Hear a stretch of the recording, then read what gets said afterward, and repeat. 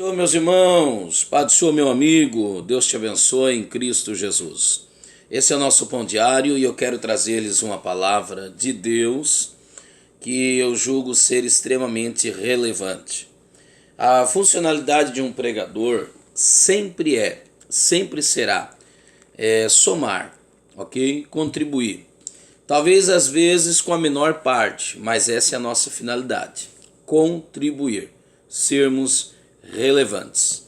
É por isso que Deus não espera de nós outros que tratamos de coisas de só menos. Deus não espera de nós outros que tratamos de coisas triviais.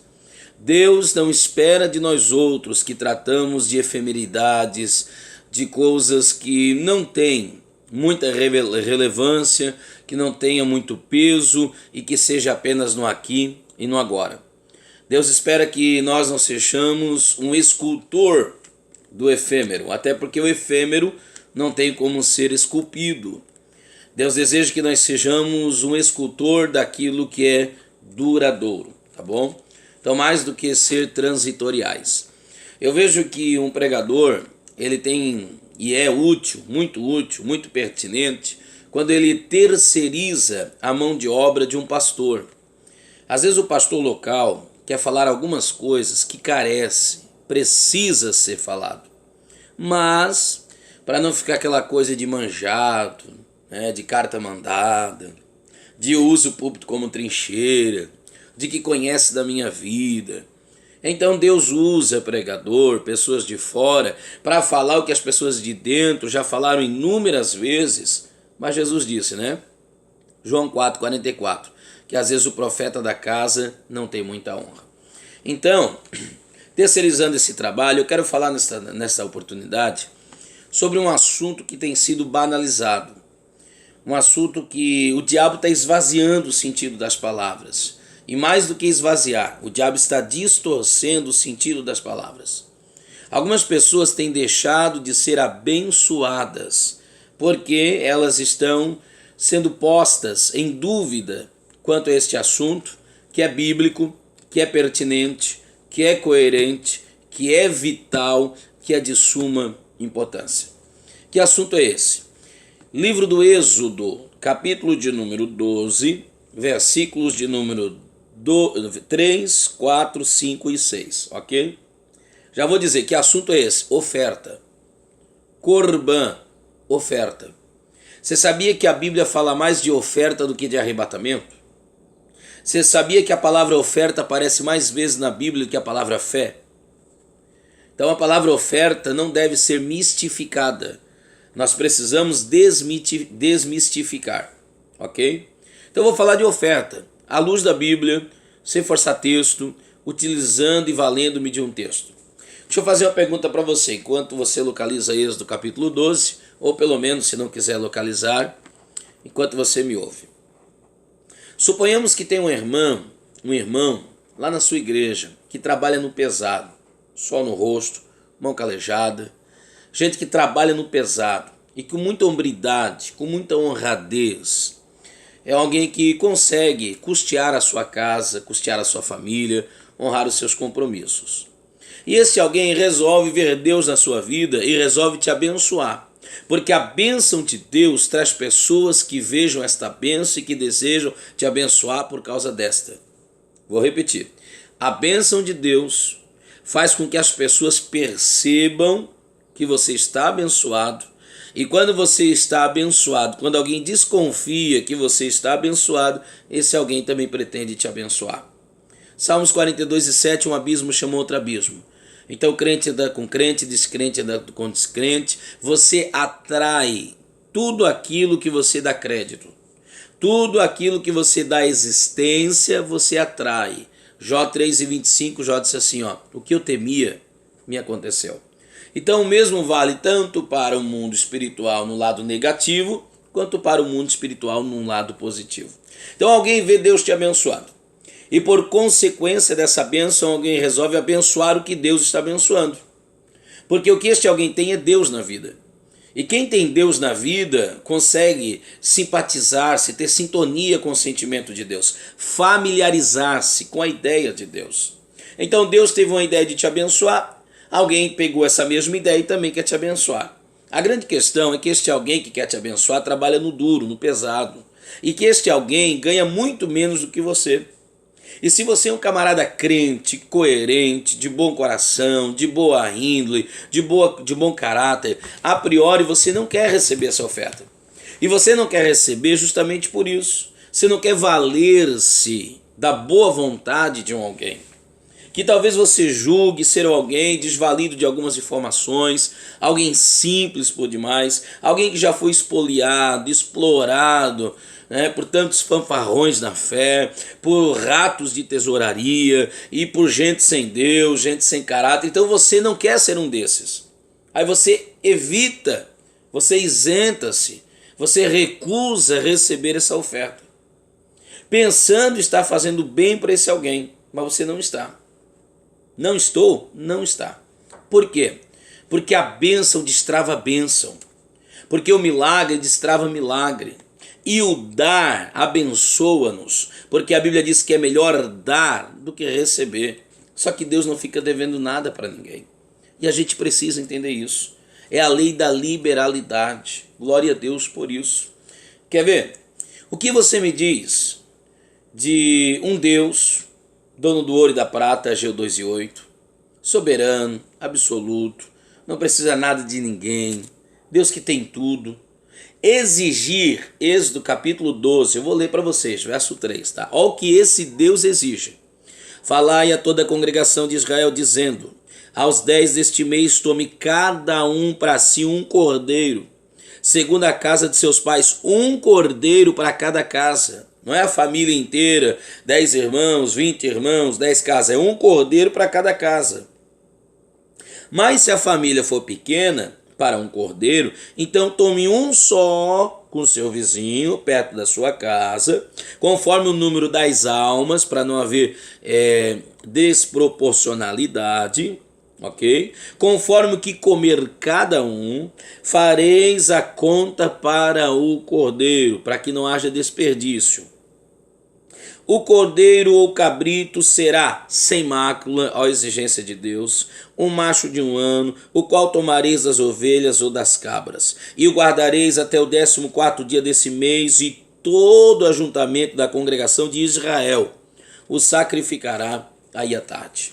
Então o que você me diz? Um Deus que pode tudo, um Deus que sabe tudo, um Deus que é Senhor de tudo, exige a fim de que não matem, a fim de que não morram, a fim de que ele não traga juízo, exige de um bando de escravos, que cada escravo providencie um cordeiro.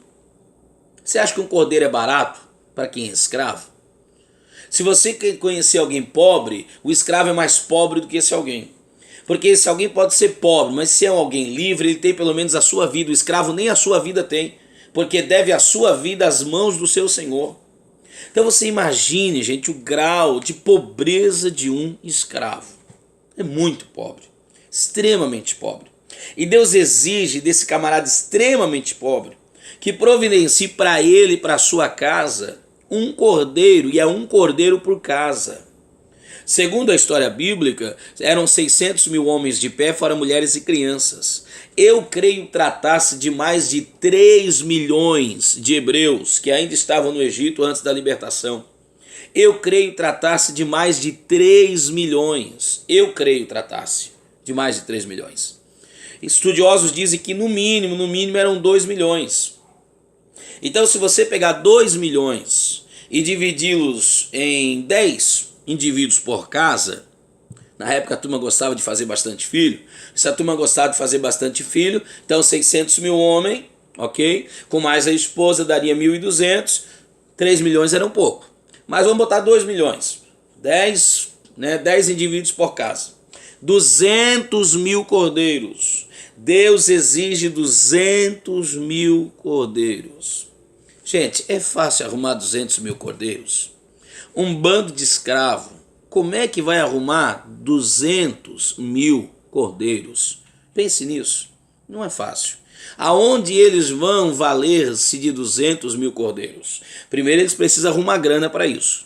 Segundo, eles precisam arrumar onde comprar. Por quê? Eu vou dizer por quê.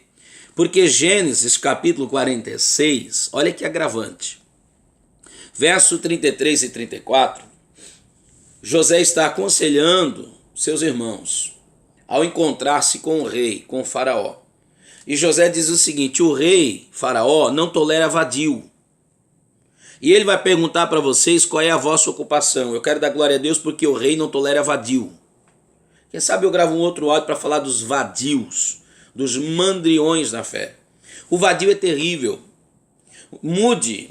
Spurgeon dizia que um vadio merecia morrer 5 vezes na vida. Tanto que ele gostava de vadio. Porque o vadio ele é uma praga para a sociedade, para a família, para a esposa, para si, para os pais, para os colegas. Ele é uma praga, ele é um parasita. O vadio é terrível. O vadio, a Bíblia diz que quem não trabalha é bom que não coma. Paulo escreve isso aos Tessalonicenses, capítulo 3, verso 10. Vai ter com a formiga, preguiçoso. Oh, meu Deus. Então, irmãos, escuta o que eu vou dizer para você. O vadio ele é detectado em qualquer área, né? No ministério o vadio é terrível, seja onde for. O vadio é vadio e precisa se converter da sua preguiça. Então o faraó, o rei, vai perguntar o seguinte: quando, pois, acontecer que faraó vos chamar e disser qual é a vossa ocupação? No que vocês trabalham? Ou vocês são uma raça de vadio?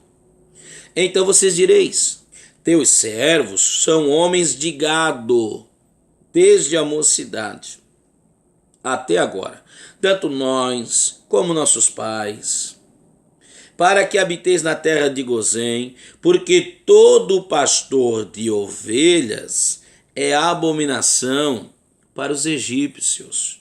José está dizendo, para que você habite na terra de Gozém, ou de Gósen, né, porque tem um acento circunflexo, quando lhe perguntarem, você responda dizendo que é pastor de gado grande, não de ovelha. Porque para os egípcios, pastor de ovelha é abominação. Questão mística, ok? Questão cultural religiosa. Agora escute, presta atenção. Onde é que 200.000 pais de família vão achar 200.000 cordeiros para trazerem sacrifício, para matarem estes, a fim de que eles não morram, porque essa é a lei da substituição. O cordeiro morre enquanto você vive, um apontamento para Cristo, você conhece a história. O cordeiro morre enquanto você vive, deu glória a Deus por isso. Isaac pergunta a Abraão e João Batista responde. Isaac pergunta a Abraão, cordeiro, onde está? João Batista aponta para Jesus e diz, eis o cordeiro de Deus que tira o pecado do mundo. Aí sabe o que é preciso, sabe o que é necessário? Eles precisam arrumar cordeiros, mas precisam arrumar primeiro dinheiro para cordeiro. E comprar dinheiro na nacionalidade é caro, imagine importar cordeiro. O cordeiro tinha que ser importado, isso também é uma tipologia do Cristo, porque o cordeiro que veio para nós foi importado. Não foi o cordeiro da terra, foi o cordeiro do céu, ô glória. Foi importado. Apocalipse capítulo 5, um ancião olha e diz que ele é leão, João olha para ele e diz que ele é cordeiro. Então o leão que se fez cordeiro, é importado. Lá no céu ele ruge como leão, aqui embaixo ele veio como cordeiro, como ovelha muda, rumando ao matadouro. O cordeiro é emprestado. Pergunto para terminar, como é que eles vão arrumar cordeiro? Como é que eles vão arrumar cordeiro a fim de que não morram? Não sei. Eu queria terminar esse vídeo com uma palavra amigável, com uma palavra de esperança, dizer assim, eu sei a resposta, mas eu não sei. Eu sei de uma coisa, eles proveram cordeiro. Porque Satanás é mentiroso, mas ele disse uma verdade para Deus acerca de Jó. Ele disse assim, tudo que o homem tem, dará pela sua vida. Então, a fim de que não morram, eles arrumaram cordeiro, eles importaram o cordeiro, eles trouxeram o cordeiro. Fato é, o cordeiro estava morto, a Páscoa realizou-se, a palavra Páscoa significa passagem por cima ou passar por cima, e o anjo da morte passou por cima e eles embaixo do sangue do cordeiro viveram. Isso é uma outra história, você já entende, né? Mas a questão é, você acha loucura receber a oferta de alguém que não tem condições de dar esta oferta? Não, irmão, loucura é não receber. Loucura é não receber. Porque ninguém vence a Deus. E Deus não fica devendo nada para ninguém. Então receba de sã consciência. E mais do que receber, dar é melhor do que receber. Tá bom? Então, em nome de Jesus, seja abençoado. Eu não sei de onde o cordeiro vem, mas o cordeiro sempre vem. Para arrumar um cordeiro, para arrumar um culto, para arrumar uma oferta, para agradar a Deus, se dá o jeito. E acredite, não fica sem recompensa. Tá bom? Então eu quero deixar essa palavra relevante, quero deixar essa palavra amigável. Não interprete mal as pessoas. Tem safadão? Tem falastrão? Tem. Ok? Tem bandido vestido de pastor, de pregador, de cantor? Tem. Infelizmente tem, mas não são todos, tá bom? Não generalize, toda generalização é pecado, ok? A oferta é bíblica e o diabo está ridicularizando isso a fim de que as pessoas acoem-se, fiquem coibidas de contribuir. Uma vez coibidas, retraídas em contribuir, também não recebe o benefício da mesma. Não tem a sua vida longa, longevitude, não apenas quantitatividade, quantidade de vida, mas qualitatividade, qualidade de vida. Então Deus tem para te dar, tá bom? Deus não fica devendo nada para ninguém não. Em nome de Jesus. Deus te abençoe. No outro vídeo a gente continua, quem sabe, falando do mesmo assunto, mas com um pouquinho mais de minúcias. Meu tempo já estourou, já passei daquilo que eu propositei em falar-lhes. Deus te abençoe, tá bom? Em nome de Jesus. Esse é o nosso Pão Diário. Não esqueça de deixar o seu like, sua notificação, comunique com outras pessoas e seja abençoado em nome de Jesus. Amém.